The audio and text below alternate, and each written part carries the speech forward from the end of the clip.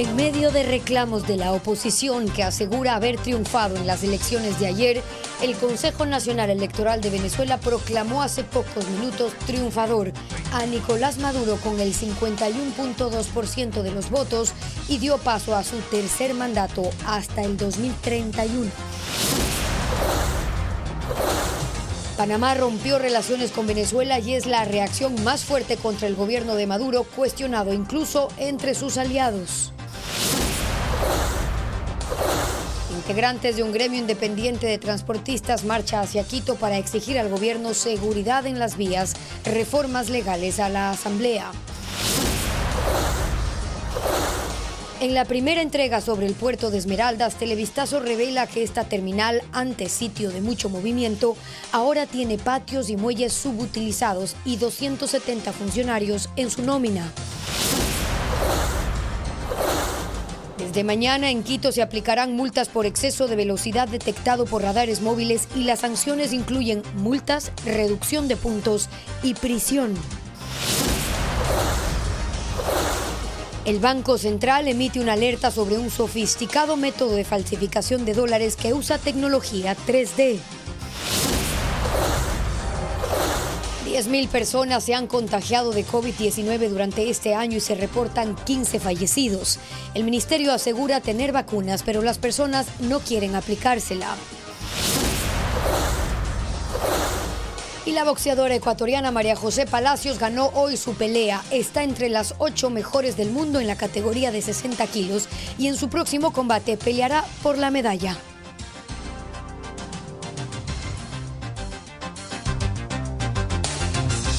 Muy buenas tardes, amigos. Hoy Televistazo arranca con la noticia internacional más destacada. Gaby. Así es, Steffi. Amigos, bienvenidos. Empezamos con el cuestionado triunfo de Nicolás Maduro en las presidenciales de Venezuela, quien fue proclamado ganador hace pocos minutos.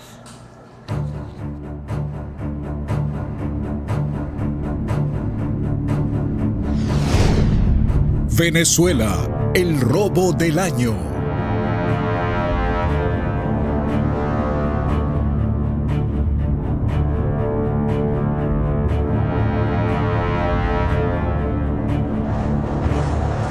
El Consejo Electoral de Venezuela proclamó oficialmente a Nicolás Maduro como vencedor de las elecciones del domingo. El acto fue hace pocos minutos en Caracas, apenas horas después del anuncio de resultados.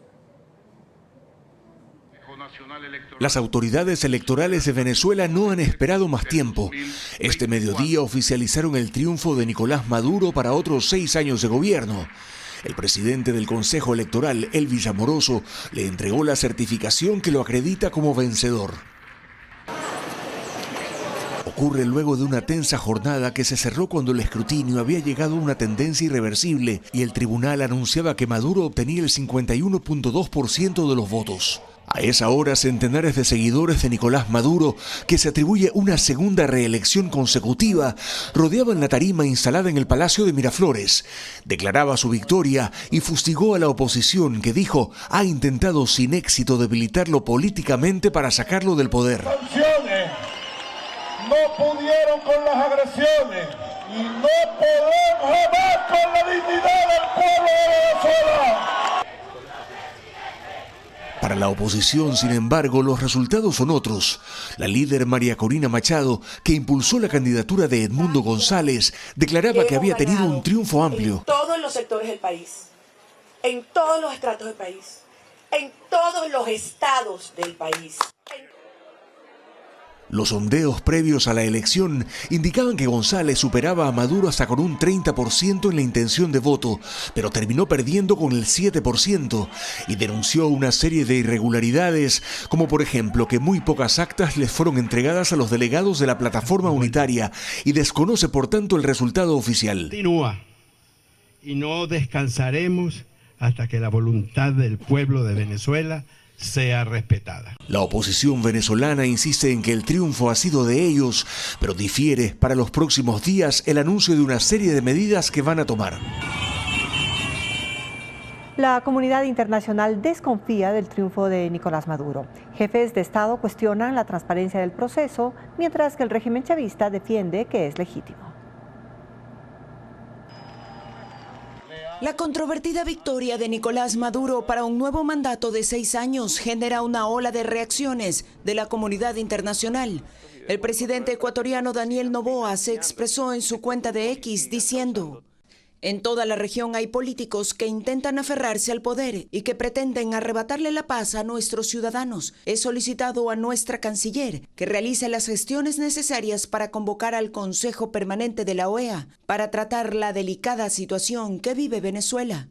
Mientras que el presidente de Chile, Gabriel Boric, que la semana pasada criticó las advertencias de Maduro con que habría un derramamiento de sangre si no ganaba, expresó: el régimen de Maduro debe entender que los resultados que publica son difíciles de creer. Exigimos total transparencia de las actas y el proceso, y que veedores internacionales no comprometidos con el gobierno den cuenta de la veracidad de los resultados. Desde Chile no reconoceremos ningún resultado que no sea verificable. El secretario de Estado de Estados Unidos, Antony Blinken, dijo que tiene serias preocupaciones de que los resultados anunciados no reflejen la verdadera voluntad popular. Es fundamental que los funcionarios electorales de inmediato compartan información con la oposición y los observadores independientes sin demora, y que las autoridades electorales publiquen una tabulación de los votos. Además, los gobiernos de Perú, Uruguay, Argentina y Costa Rica ya han desconocido el triunfo de Maduro, que sin embargo ha recibido la felicitación de países como China, Rusia, Irán, Cuba y Nicaragua. El presidente de Panamá, José Raúl Mulino, anunció el retiro del personal diplomático de Venezuela y señaló que las relaciones con ese país quedan en suspenso hasta que se realice una revisión completa de las actas y del sistema informático de escrutinio. Mulino rechaza así los resultados mañosos de los comicios.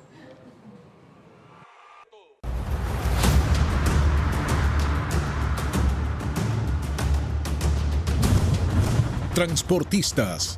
Hilo suelto para Noboa. Transportistas independientes ingresaron con sus camiones a Quito para exigir seguridad. Francisco Garcés cuenta sus pedidos. Se reunieron en Tambillo, en la entrada sur de Quito. Ahí estacionaron decenas de camiones de transporte de carga antes de entrar a la ciudad para mostrar su preocupación por la inseguridad en las carreteras. Ellos son transportistas independientes que dicen no sentirse representados por los gremios instalados en mesas de diálogo con el gobierno. Partieron escoltados por la policía. Ocuparon el carril derecho de la Panamericana Sur y luego la Simón Bolívar. La fila se extendió a lo largo de 1 kilómetro. Y a nosotros nos están secuestrando día a día. Y vemos que esas mesas de diálogo no tienen resultados ni mesas de trabajo. Los puntos críticos los sabemos todos. Todos sabemos la situación que se está viviendo, pero tenemos que acabar con ese cáncer que está ya acabando con la transportación. Los transportistas también exigen ser recibidos por la Asamblea para pedir un cambio en el Código Penal, para que los asaltos en las carreteras sean considerados actos terroristas y juzgados bajo ese tipo penal. Según ellos, esta movilización se repetirá si el Ejecutivo y la Asamblea no dan respuesta a sus pedidos. Esta marcha solamente es el día de hoy, pero si no tenemos resultado en 15 días que no militarice todas las carreteras del Ecuador, lastimosamente pararemos en una medida radical. En oficios dirigidos al presidente Daniel Noboa, los transportistas unidos en la asociación Hombre Camión han propuesto 5 alternativas de seguridad. Entre ellas, instalar puestos fijos de control en carreteras, controles de seguridad aleatorios, la instalación de playas de descanso seguras y la eliminación de radares en puntos estratégicos de las vías.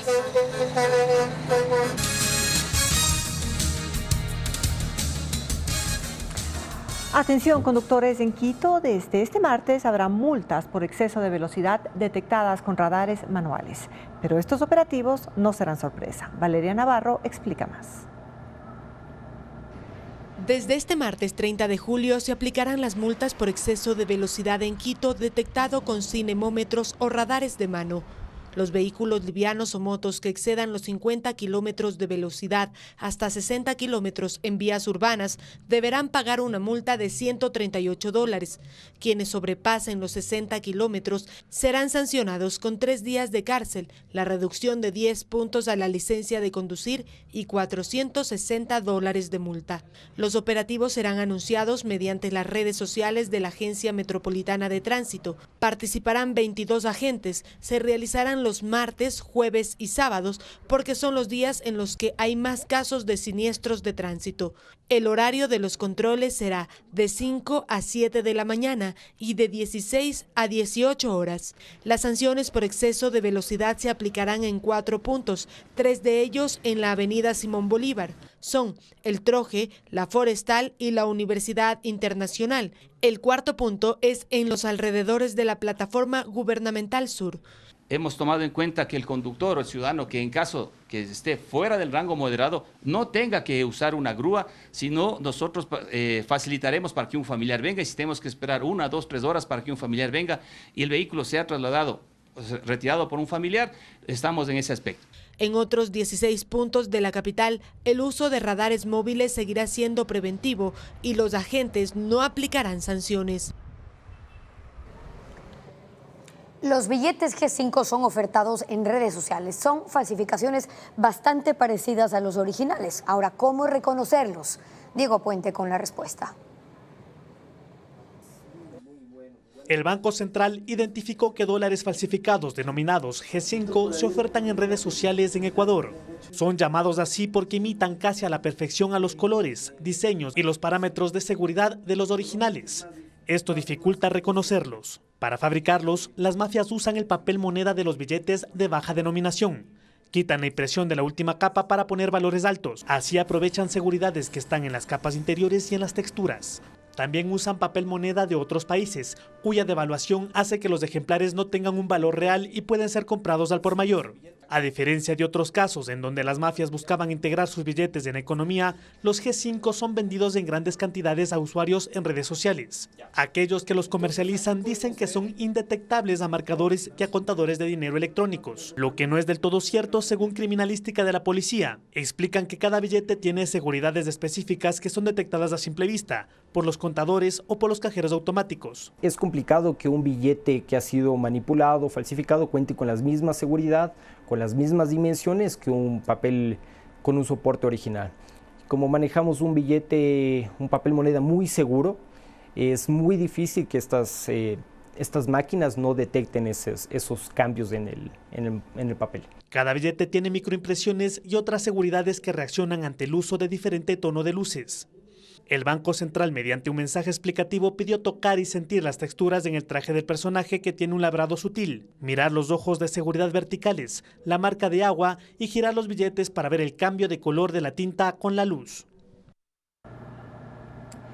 Esta mañana, decenas de trabajadores de clínicas y centros que prestan sus servicios al IES realizaron un plantón afuera de la Caja del Seguro en el centro de Guayaquil. Con pancartas y cantos reclamaron por la falta de pago. Dicen que la deuda asciende a $1.300 millones desde junio de 2023. La protesta causó el cierre del tránsito vehicular durante 3 horas. En Manabí, una mujer de 33 años ingresó a un hospital creyendo que sufría dolores abdominales y descubrió que estaba a punto de dar a luz a su primer hijo. Karen Ceballos con su testimonio. Fue un nacimiento inesperado. Lo que Ani Tuárez creyó que era un malestar abdominal se transformó en la sorpresa de su vida. Tenía 39 semanas de embarazo y no lo sabía. Ella acudió al Centro de Salud de Santa Ana en Manabí, donde los médicos descubrieron que en realidad estaba experimentando contracciones de parto. Con 5 centímetros de dilatación y contracciones cada vez más intensas, fue trasladada al Hospital Verdi Ceballos Balda de Portoviejo, donde tras 10 horas de labor dio a luz. Fui con un cólico y me salió un niño bien grande, sanito, sin complicaciones, ni en el parto. Ya lo vio la pediatra y está todo bien. Víctor Emanuel, como fue llamado, nació con un peso de 3.417 gramos y una estatura de 51 centímetros. Su madre y su esposo, Víctor Macías, cuentan que no habían podido concebir desde que se casaron en 2008. Además, la irregularidad de los periodos menstruales de Annie hizo que nunca sospechara que estaba embarazada. Son muy 16 años que hemos estado luchando y gracias a Dios salió la bendición que ahorita la vamos a aprovechar, a disfrutarla. Los médicos consideran el caso como excepcional. Fidel Mendoza, coordinador de la sala de obstetricia del hospital, destaca el excelente estado del bebé a pesar del cuadro clínico de la madre. Hace un año Annie Tuárez había sido sometida a una cirugía de vesícula en el mismo hospital, durante la cual sufrió un paro cardíaco y estuvo internada por un mes. Víctor Emanuel y su madre fueron dados de alta. Regresarán en agosto para los chequeos pediátricos.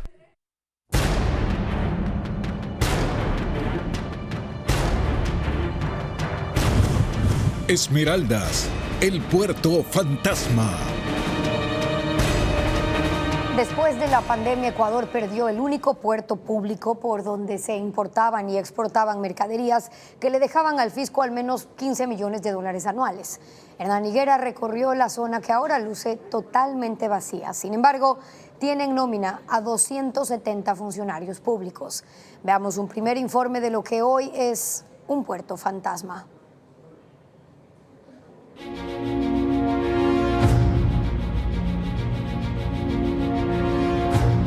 El puerto de Esmeraldas fue hasta el 2014 un polo de desarrollo importante para la provincia verde y todo el norte del país.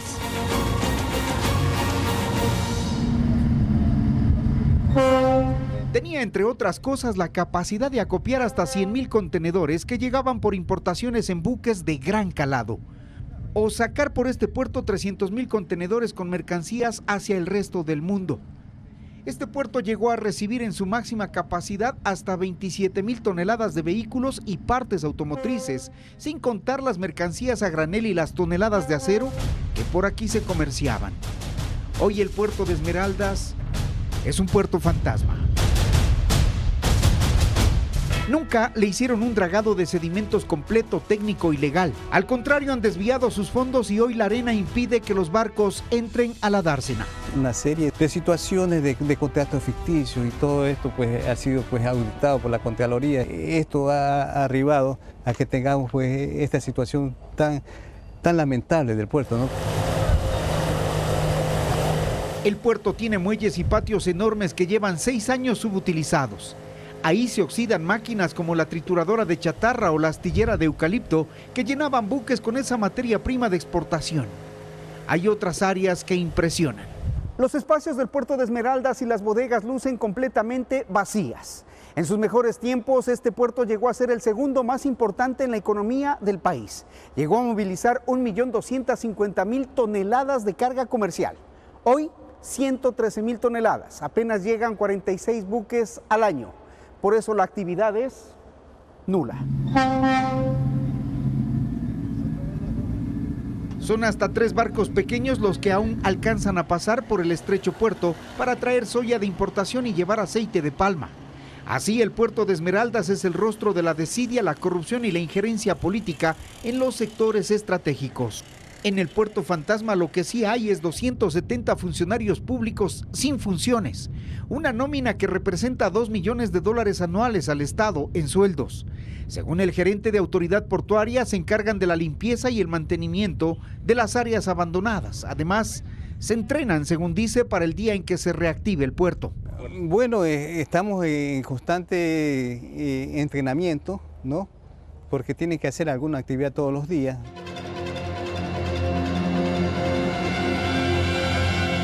El mayor desvío de los recursos del puerto siempre han sido de las asignaciones para el retiro de los sedimentos. Desde el 2011, este enorme banco de arena empezó a obstruir el acceso náutico que poco a poco fue provocando la huida de los clientes del puerto. Los barcos de gran calado requerían profundidades de 12 metros. Actualmente alcanza 6 en lo más profundo y estrecho. Las empresas navieras migraron a Guayaquil, Manta, Puerto Bolívar y Pozorja. Por Esmeraldas, los grandes buques solo pasan. El puerto tiene un grave problema de sedimentación, lo cual no permite el ingreso de las líneas y los buques que normalmente recalaban. Y la gente que se empleaba en el puerto quedó en la calle. Al menos 3.000 plazas directas se perdieron y 4.000 indirectas. Hoy pocos esperan la llegada de un barco pequeño que les dé un trabajo ocasional, pero cada vez eso es menos frecuente. En el puerto solo están barcos remolcadores por si acaso algún importador grande quiera aparcar por aquí. Suelen llegar entre 2 y 4 barcos aceiteros al mes. Es para lo que hoy sirve esta infraestructura abandonada. ¿Por qué el puerto de Esmeraldas dejó de operar y es hoy un puerto fantasma? En Televistazo Estelar tendremos un nuevo informe sobre este tema. En California luchan por quinto día contra el incendio Park, que se ha convertido en uno de los más grandes en la historia de ese estado. 4.000 bomberos combaten el fuego que ha consumido 150.000 hectáreas. El incendio Park en el noreste de California continúa expandiéndose. Actualmente hay más de 100 focos activos. Los camiones de bomberos pueden verse a los costados de las carreteras. Hay 4.000 uniformados en el terreno combatiendo el fuego, con la ayuda de aviones cisterna y helicópteros. El Departamento de Protección contra Fuegos de California reporta que la emergencia comenzó el 24 de julio, luego de que un hombre lanzara un vehículo en llamas por un barranco, lo que encendió la maleza seca. Los condados de Butte y Tehama fueron los primeros afectados, pero las llamas se expandieron hacia las zonas de Plumas y Shasta, consumiendo 150.000 hectáreas. Los residentes trataron de salvar sus casas, viviendas que terminaron quemadas con todas las pertenencias y vehículos calcinados. El incendio ha obligado al cierre de varias carreteras, complicando el tránsito de las personas que trabajan en comunidades cercanas. No se reportan muertos ni heridos. Sin embargo, hay una alerta de contaminación, pues los vientos empujan las densas capas de humo hacia el este, afectando a millones de personas en al menos 10 estados. El pastelero Roberto Linguanotto, considerado el inventor del tiramisú moderno, murió este domingo en Italia a los 81 años de edad tras una enfermedad. El postre fue relanzado en 1960 por Linguanotto, que hizo su propia versión de esta tarta que contiene café, queso, mascarpone, yemas de huevo y bizcochos. Su receta quedó refrendada en un acta notarial firmada por 3 miembros de la Academia de la Cocina Italiana de la ciudad de Treviso. El postre es tan popular que existe un movimiento de amantes del tiramisú que organiza campeonatos mundiales de preparación del postre.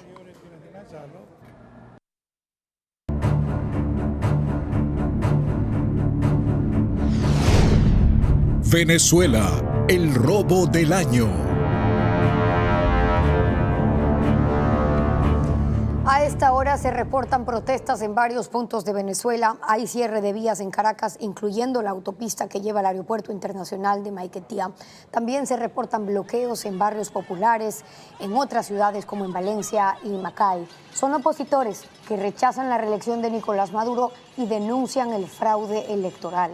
Las manifestaciones incluyen un cacerolazo que se replicó por toda la capital venezolana.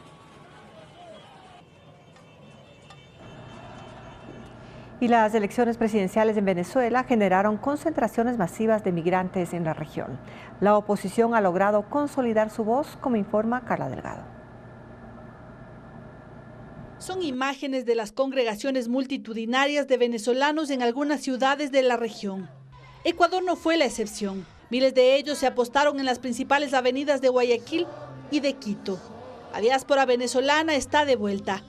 Alfredo López, director de la Asociación de Venezolanos en Ecuador, explica el porqué de este despertar. Sí, es que realmente la gran deficiencia que habíamos tenido en el pasado era la falta de un dirigente opositor que lograra la unificación de los venezolanos, no solo de residentes en Venezuela, sino en todo el mundo, ¿no? Teoría con la que coincide Simón Gamboa, venezolano que vive en Colombia, en donde tienen un registro de 3 millones de venezolanos. Fue un proceso el cual, como muy bien lo sabía, nosotros estamos esperando una propuesta unificadora, una propuesta conciliadora. Creo que hemos aprendido mucho. Y este fenómeno va más allá de la jornada electoral del domingo, porque han logrado consolidar una voz de mando que mueve a los grupos de venezolanos en el mundo. estamos a la expectativa y bien interesados en saber de parte de la señora María Corina Machado, que es la que está dirigiendo la oposición en este momento, todos los métodos y condiciones que debe seguir la diáspora y las personas en Venezuela para poder insistir en este fraude masivo a nivel mundial. Incluso para defender el voto. Los venezolanos que viven en lugares para ellos estratégicos como Estados Unidos han tenido acercamientos con políticos y con los que intentarán presionar al chavismo para que respete la voluntad popular. Personas como el senador Marco Rubio, Scott y muchos otros senadores han expresado su apoyo y su voluntad a este proceso de los venezolanos en decir que no aceptan los resultados. El fenómeno es para ellos mundial, como se evidenció este domingo, y recién empieza.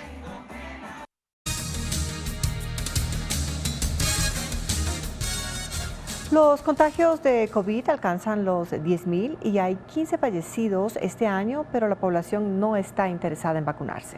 Bessie Granja amplía el tema.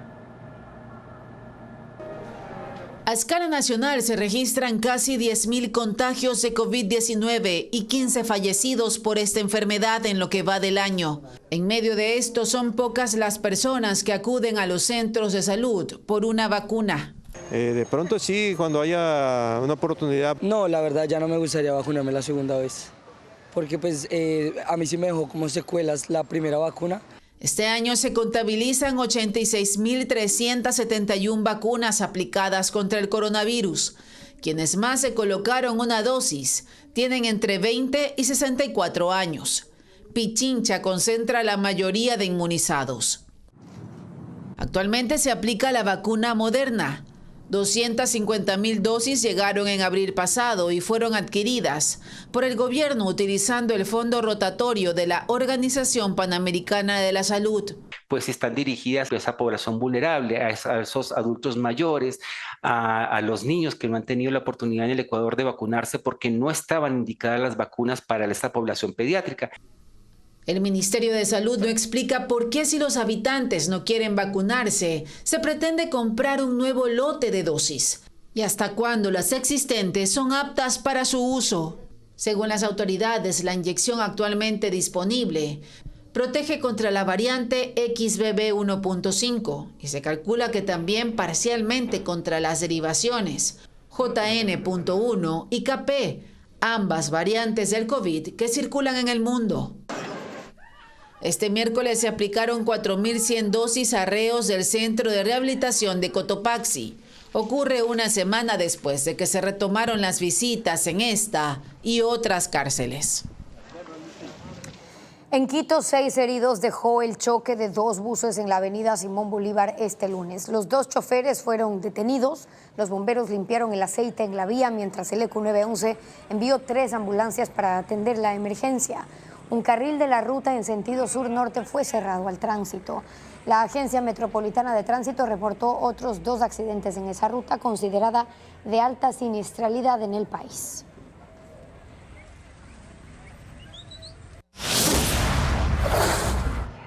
Una propuesta de teatro dramático, una comedia poética y un concierto sinfónico de tango habrá esta semana en Guayaquil, Quito y Cuenca. Vanessa Robles con la agenda cultural.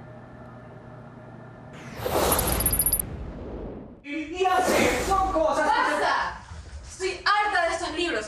La comedia Paralelogramo del ecuatoriano Gonzalo Escudero es un viaje poético que explora la condición humana y la relación espacio-tiempo en 6 escenas.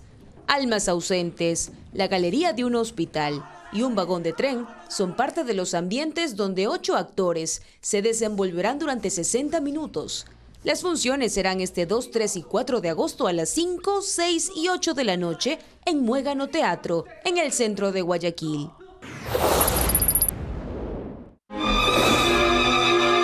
Crème Brûlée es la obra teatral del dramaturgo Martín Peña Vázquez, que se presentará en la Casa de la Cultura de Cuenca.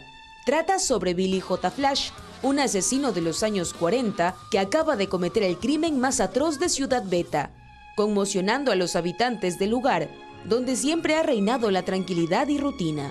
Solo habrá 2 funciones, el miércoles 31 de julio y el jueves 1 de agosto a las 7 de la noche.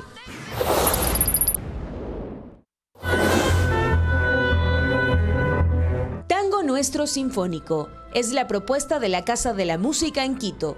Las mejores obras de los argentinos Astor Piazzolla y Carlos Gardel serán interpretadas por la Orquesta Sinfónica Nacional del Ecuador. El evento también contará con una muestra de danza y será el viernes 2 de agosto a las 8 de la noche. Finalizamos esta emisión recordándoles que ante cualquier síntoma respiratorio acuda a un centro médico. Gaby. Así es, Steffi. Esa y más información podrá encontrarla en ecuavisa.com. Televistazo regresa para ustedes a las 19 horas. Que tengan una buena tarde.